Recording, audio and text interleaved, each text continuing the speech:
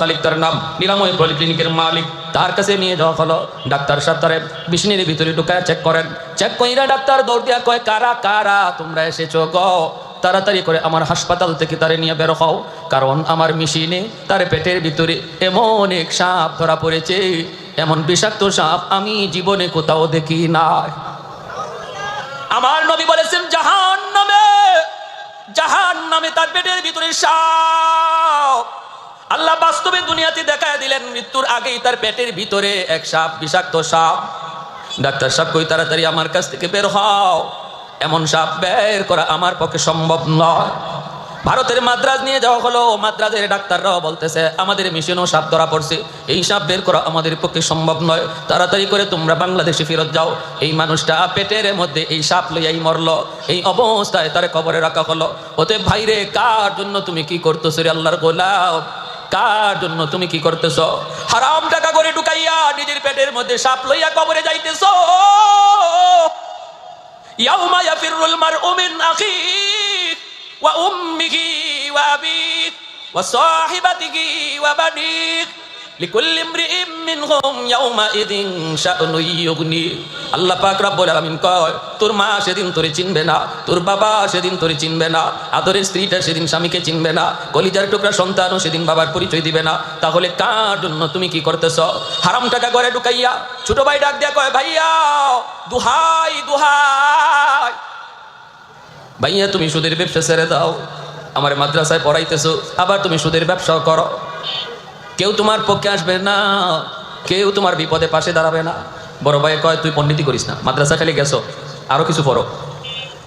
ছোট ভাই কয়, ভাইয়া বিপদে পড়লে আব্বা তোমার পাশে আসবে না, আম্মা পাশে আসবে না, ভাবি পাশে আসবে না, ভাতিজা পাশে আসবে না, আমি তো নাওই, আমি তো কয় কস কি তুই রক্ত পানি কইরা আমি সবাই খাওয়াইতেছি পালতেছি, বিপদে পড়লে কেউ আসবে না? কয় না, একটু পরীক্ষা করে দেখবানি দুনিয়াতে। কয় কেমনি পরীক্ষা করবি? ছোট ভাই কয়, তুমি মরা মানুষের ভাঙ ধরে পড়ে দিও, এরপরে শুধু কানটা তুমি সজাগ রাখো আর শুধু শুনবা কে কি কয়। বড় ভাই বট গাছের তলে গিয়ে সে মরা মানুষের ভাঙ ধরে পড়ে গেছে। ছোট ভাই বড় ভাইকে মরা মানুষের লাশ বানাইয়া বাড়ি তাই না হাজির, কান্না করে আর কয়, আব্বা ভাইয়া তো মারা গেছে, ভাইয়া তো মারা গেছে। বাপেও কান্দে, মায়েও কান্দে, ভাবিও কান্দে, বাতিজাও কান্দে, সবাই কান্নাকাটি রোল পড়ে গেছে। ছোট ভাই বড় ভাইয়ের কানে কানে দেয়, কয় ভাইয়া এখন সজাগ আছো নি? কয় সজাগ তো আছি, তুই খালি খেয়াল রাখবি কেউ যেন গরম পানি না ডালে। কয় না সমস্যা নেই, আমি আছি, টেনশন করো না, কানটা খালি সজাগ রাখো, শূন্য কে কি কয়। আব্বা জিন হুজুরের কাছে আমাকে একটু যাওয়ার সুযোগ দেন, আমি হুজুরের কাছে একটু যাই। আমার মন বলে ভাইয়ার দম হয়তো আটকে আছে, এটা হয়তো কোনো জিন্নাতের কারসাজি, কারণ বট গাছের তলে ঘটনা ঘটছে, আমার একটু হুজুরের কাছে যাইতে দেন। বাপে কয়, বাবা দৌড়তে দৌড়তে দৌড় দিয়ে গেছে জিন হুজুরের কাছে। কে জিন হুজুর? এতে নিজেই তো জিন, সব কাহিনী তো হেই ঘটাইছে। দৌড়ে আসছে, কয় আব্বা জিন হুজুরে আমার একটা ফু শিখাইয়া দিছে। ফুর মধ্যে অ্যাকশন আসেনি না নাই? হ্যাঁ জোরে মাতুকা। ফখরে বাঙ্গাল রহমতুল্লাহি আলাইহি এক নাস্তিক কয়, হুজুর মানুষে আর কত ধোঁকা দিবেন? কিসে? কই যে মানুষ কয় হুজুর একটা ফু দেন, আর আপনি একটা ফু মাইরা দিলেন, একটা বাতাস দিলেন, এই বাতাস দিয়ে কি হইলো? মানুষে আর কত এমন ধোঁকা দিবেন হুজুর? আল্লাহর ওলি কয়, তুমি ফুতে কি হয় বুঝো না। কয় ফুতে কি হইব? এটা একটা বাতাস, এটা হইব কি আবার? ট্যাবলেটও না, ইঞ্জেকশনও না। তো আল্লাহর ওলি কয়, বাতাসে কি হয় তুমি বুঝো না? কয় না বুঝি না। ফখরে বাঙ্গাল রহমতুল্লাহি আলাইহি কয়, তুমি বুঝবা কেমনে? তুমি তো যারোর সন্তান, তোমার বাপের ঠিক নাই। গালিটা কঠিন হয়ে গেছে না? এর সাথে সাথে চেহারা লাল হয়ে গেছে, বডিতে ফুলে গেছে, হুজুরকে ধরে ফেলবে। তো মৌলভী আমার এত বড় কথা কইছে, মানুষজন দৌড়ায় আইসা ধরছে, কিরে কি হয়েছে? কয় হুজুরে জিগাও না কি হয়েছে, আমার কি কইছে শুনছে। হুজুর কি কইছেন? কয় না কিছু কই নাই তো, আমি বলছি শুধু যারোর সন্তান আর বাপের ঠিক নাই। মানুষে কয় হুজুর একটু বেশি হয়ে গেছে। হুজুরকে আমি বেশি বোঝানোর জন্য কই নাই, আমি তারে মূলত একটা জবাব দিছি। জবাব, সে বাতাসে কি হয় বুঝে না, এটা বোঝানোর জন্য একটা বাতাস ছাড়ছি। বুঝছেন কথাটা? বাতাসে কি হয় সে বুঝে না, এজন্য তার একটা বাতাস ছাড়ছি। আমি কি তারা মারছি? হ্যাঁ তোমার হুজুরে মারছে? কয় না। দেখেন আমি মারিও নাই, হাতও তুলি নাই, তার চেহারা লাল হয়ে গেছে, বডি ফুলে গেছে। কি করলাম? একটা বাতাস ছাড়লাম, তাও কি নাপাক বাতাস। একটা নাপাক গালির বাতাসে যদি তার চেহারা লাল বানায় দেয়, বডি ফুলাইয়া দেয়, বডিতে যদি এমন আসর করে, একটা নাপাক বাতাসে আল্লাহর কালাম পাক কালাম পইরা বাতাস দিলে যে অ্যাকশন হয়, এটা বুঝাইলাম। কি বুঝলেন? পণ্ডিতি সব জায়গায় না, যার যার সাবজেক্টে পণ্ডিতি করো, ঠিক কিনা? জোরে কও, সাবজেক্টের বাইরে আইসো না। সাবজেক্টের বাইরে আইসা লাভ নাই। আমাদের সিলেটের নুরুদ্দিন ঘরপুরি রহমতুল্লাহ আলাইহি, সিলেটি মানুষ এখানে আসেননি? একজন পাইছি, দুইজন, মাশাআল্লাহ আছে, বেশ কতজনই আছে। নুরুদ্দিন ঘরপুরি রহমতুল্লাহ আলাইহি বহুত বড় বুজুর্গ ছিলেন আল্লাহর ওলি। ইনি শনি মঙ্গলবারে ফু দিতেন, ফু। মানুষের বোতল নিয়ে। অসুবিধা হইতেছে আপনাদের? বয়ান চলবে ইনশাল্লাহ? আমার তো সব বয়ান সামনেই রয়ে গেছে, আপনাদের আগ্রহ দেখে এখন ডাইনে বামে যাওয়া শুরু করছি। নুরুদ্দিন ঘরপুরি রহমতুল্লাহ আলাইহি শনি মঙ্গলবারে ফু দিতেন। শনি মঙ্গলবারে হাজার হাজার মানুষ, গতকাল মাহফিল গেছে, গর্ভ মাদ্রাসার মাহফিল, হাজার হাজার মানুষ জমা হইতো। এখন এতগুলা মানুষের বোতলে হুজুরে ফু দিলেও তো একদিন লাগবে। এজন্য হুজুরের মাদ্রাসার সামনে বিশাল বড় এক পুকুর আছিল, পুকুর। এই পুকুরের মাঝে ফু দিয়ে হুজুর চলে যেতেন আর বলতেন পুকুরের পানি নাও। এই বিশাল বড় পুকুরের মধ্যে ফু দিয়া চলে যেতেন আর মানুষ পুকুর থেকে বোতল ভরে পানি নিত, এই পানিতে কাজ হয়ে যেত। আল্লাহর কালামে আসর আসেনি না নাই? এক লোক লন্ডন থেকে আসছে, হুজুরের বহুত বড় ভক্ত। কয় হুজুর আমি বড় আশা করে আসছি হুজুর, আপনার কাছ থেকে আমি এক বোতল পানি ভরা নিমু লন্ডন। আল্লাহর ওলি কথা নিয়ে যাও, পুকুরে ফু দিছি তো। কয় হুজুর পুকুরের এক কোনায় আপনি ফু দিছেন, আরেক কোনায় গেল কেমনে? এই ফু ওই কোনায় যায় কেমনে? হুজুর আমার ইয়াকিন হয় না। হুজুর আমার একটু আপনি খাস ভাবে একটা ফু দিয়া দেন, আমি পানি খান লন্ডন নিতাম। আচ্ছা, তা আল্লাহর ওলি কয় তোমার ইয়াকিন হয় না? হয় না হুজুর ইয়াকিন হয়, কিন্তু ইতমিনান কলব হয় না, আত্মার প্রশান্তি হয় না। তা আল্লাহর ওলি বলেছে ঠিক আছে তোমার প্রশান্তি হোক, কেমনে হবে? কয় আমার এই জগের মধ্যে যদি আপনি একটা ফু দেন, কাচের জগ। আল্লাহর ওলি বলেন আমি ফু দিতেছি, তুমি জগ ভালো করে ধরো। আল্লাহ আকবার জোরে কও। উনি বলেন আমি খাস ভাবে তোমারে ফু দিতেছি, তুমি জগ ধরো। কয় হুজুর এটা কি কোন? জগ তো ধরছি। কয় ভালো করে ধরো।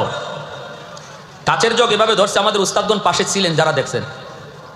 আল্লাহর ওলি হাতে একটা লাঠি থাকতো সবসময়, দাঁড়াইছেন লাঠিটা লইয়া, উঠতে বলেন কই জগানো ধরছ? কই ধরছি হুজুর। আস্তে করে পানিতে খালি একটা ফু দিছেন, সাথে সাথে এই কাচের জগ টাস টাস করে ডেঙ্গে চৌচির পানি নিতে পড়ে গেছে। আল্লাহু আকবার। আল্লাহর কালামে আসর আসেনি না?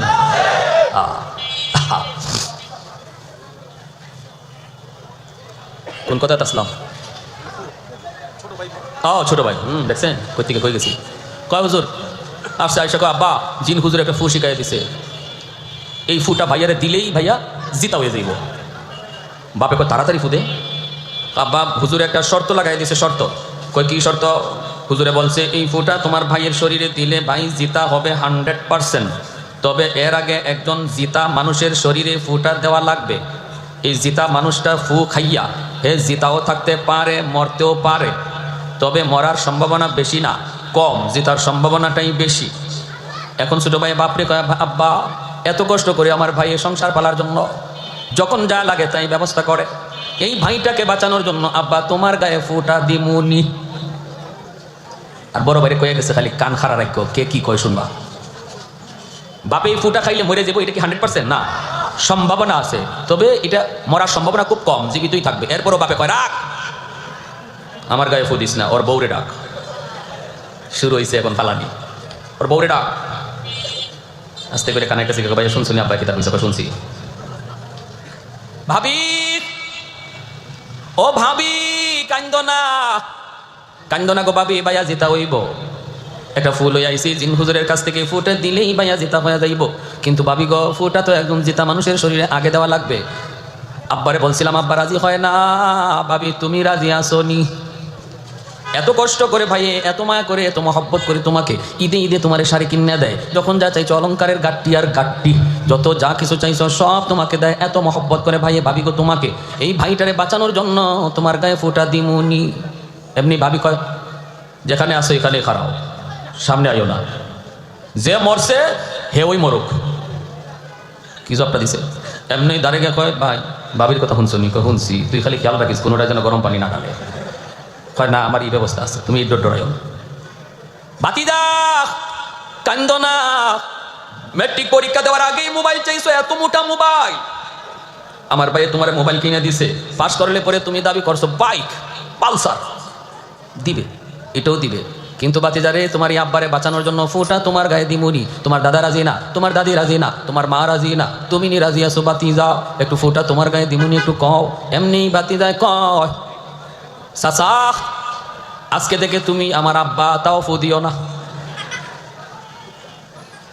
মরা বেটা উঠতে দিছে দৌড়, এক দৌড়ে মাদ্রাসা গিয়া কয় হুজুর মাপ চাই, জীবনে আর সুদ খাইমু, বুঝে ফেলছি আমি, আমার লাগে কে কদ্দুর করবো, আমি অত বুকার মতো সবরে খাওয়াইমু, আর ফার গুতা কিল যা আছে সব একা আমি সইমু, দরকার নাই। এজন্যই যে মানুষ হারাম ঘরে ঢুকায় এই কথা বোঝার পরেও যে সব হিসাব তার, আর যারা খাইতেছে ফাও ফাও খাইতেছে কারো হিসাব দেওয়া লাগবে না, 10 জনের হিসাব সে একা দিব, এই কথা জানার পরেও যে মানুষ হারাম টাকা দিয়ে ঘর বানাইতেছে, হারাম টাকা দিয়ে ঘরের মানুষকে খাওয়াইতেছে, এর মতো দুনিয়াতে বুকা আর কেউ নাই।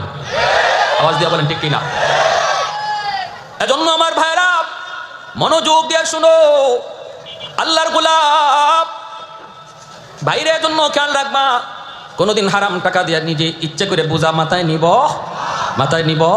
ব্যবসা করে যেই মানুষটা ব্যবসা করলো, যেই যুবক ভালো করে তার সুযোগ ছিল সুদের ব্যবসা করার, এরপরও সে সুদ খায় না, আল্লাহর ভয়ে, আল্লাহর ভয়ে 5 ওয়াক্ত নামাজ এসে মসজিদে যায়, আজান হলে পরে শাটারটা বন্ধ করে দেয়, মাপে কম দেয় না, মিথ্যা কথা বলে না, না না ভেজাল মাল কোনোদিন ভালো করে বিক্রি করে না, ভেজালটারে ভেজাল কয়, ভালোটারে ভালো কয়, 100% সততার সাথে যেই ব্যবসা করে যেই যুবক, এই যুবক যখন আজান হলে মসজিদে যায়, ওই দোকানদার যখন আজান হলে মসজিদে যায়, আল্লাহর নবী রহমতের নবী বলেন তার সুযোগ ছিল মিথ্যা বলার, সুযোগ ছিল মাপে কম দেওয়ার, এরপরও যে করে না, তোমরা মনে রাখো আমি নবী বললাম সে তোমাদের মধ্যে আল্লাহর ওলি।